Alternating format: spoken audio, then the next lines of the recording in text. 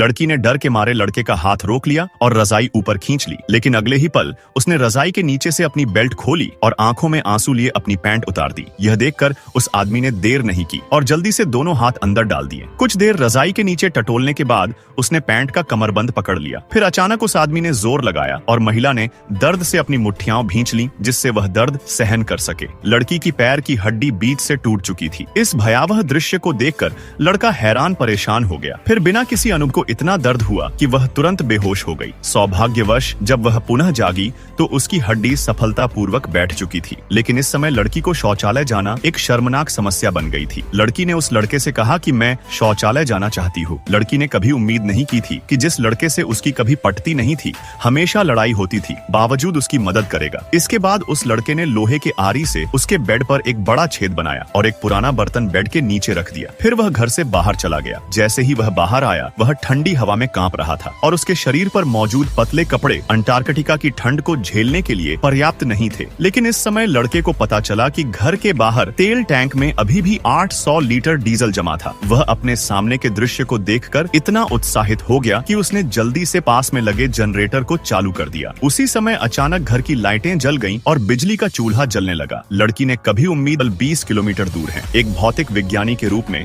अपने पिछले अनुभव के आधार पर उन्होंने स्थान का विश्लेषण किया, लेकिन उन्हें केवल दूरी का पता था, दिशा का नहीं। विशाल अंटार्कटिका में वैज्ञानिक अनुसंधान केंद्र ढूंढना घास के ढेर में सुई ढूंढने जरते हैं, तो भी यह केवल 75वें दिन तक के लिए ही चलने के लिए पर्याप्त है। पैक किया और निकल पड़ा। उसने पहले उत्तर दिशा की ओर अपनी किस्मत आजमाने का फैसला किया। रास्ते में उसे बहुत सारे बिंदु पर पहुंचा। वह जानवरों से बातें कर रहा था। तभी इससे